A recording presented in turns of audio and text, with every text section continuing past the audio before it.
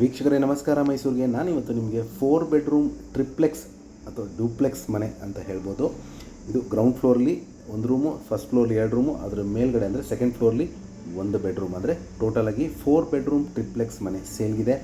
33/40 site measurement, west facing site ಹಾಗೂ north facing ಡೋರಲ್ಲಿ ಕಟ್ಟಿರುವಂತಹ ಒಂದು 3 ಇಯರ್ಸ್ ಓಲ್ಡ್ ಪ್ರಾಪರ್ಟಿ.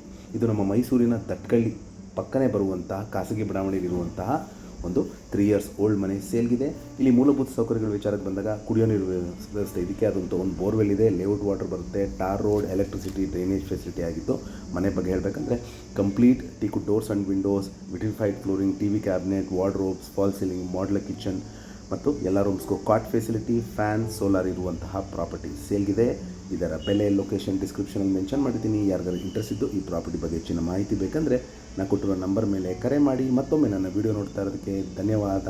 ನಮಸ್ಕಾರ.